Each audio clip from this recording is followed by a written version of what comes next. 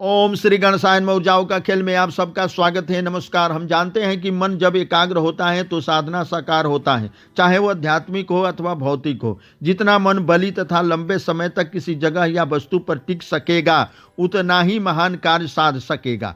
मन के निर्माण के बारे में विज्ञान और वेद शास्त्रों के अपने अपने तौर तरीके बताए गए हैं। सो तो ठीक है, हमने जो अनुभव किया उन्हीं के आधार पर पाया कि पंच महाभूतों के भर्ग को मन कहा जाए तो बेहतर सिद्ध होता है। मन को साधने की कई एक विधियां हैं, उनमें से एक आसान विधि के बारे में चर्चा करने जा रहा हूं, जिसके माध्यम से व्यक्ति अपने साध्य योग्य मनोकामना को साध सकेगा। करना क्या है, आइए जानें। किसी शुभ दिन शुभ मुहूर्त में यदि सर्वार्थ अमृत सिद्धि योग प्राप्त हो जाए तो और बेहतर। उस दिन एक मिट्टी का छोटा कलश या तांबे का या सोना का या चांदी का, जो भी हो सके, लेकर किसी पवित्र नदी के पास जावे। श्वासा खींचते नदी को प्रणाम करे और दाहिने हाथ से जल को उतना भरे जो उसके मुंह से 6 अंगुल कम ही जल रहे।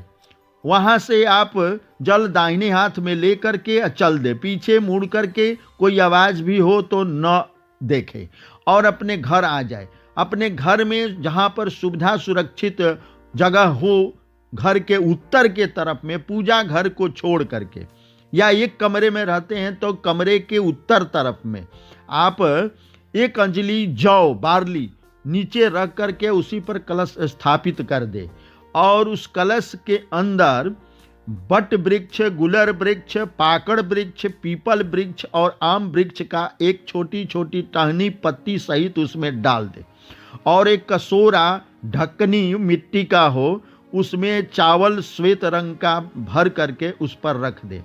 और करना अब क्या है विधि आपको, कि आप पूरब की तरफ बैठ जाएं, मुंह करके, अपने सामने वो कलश रहेगा और 1 फूल अथवा 5 फूल किसी भी रंग का हो सकता है, अपने मन से किसी एक ही रंग का फूल 1 लाए या 5 लाए।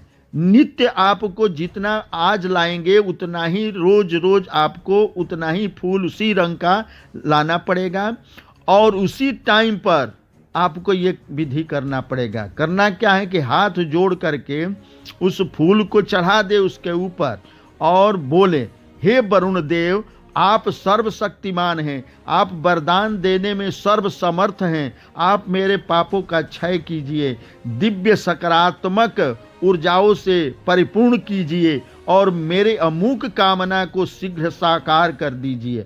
ऐसा ही हो, ऐसा ही हो, ऐसा ही हो, तथास्तु। उसके बाद धन्यवाद करें। नित्य इसको आप निभाएं इस नियम को और घर में 45 दिन तक भक्षाभक्ष भोजन, शुद्ध शाकाहार भोजन करे, अभक्ष भोजन न करे और किसी तरह का अभद्र वाणी का प्रयोग न हो सके तो बहुत बेहतर होगा।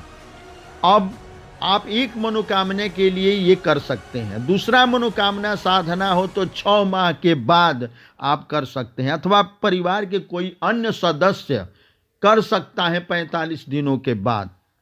ठीक। अब आप हमारे चैनल पर नए हैं तो कृपया सब्सक्राइब कीजिए, लाइक कीजिए, शेयर कीजिए और पुराने भाई हैं तो लाइक और शेयर तो बनता ही है। धन्यवाद।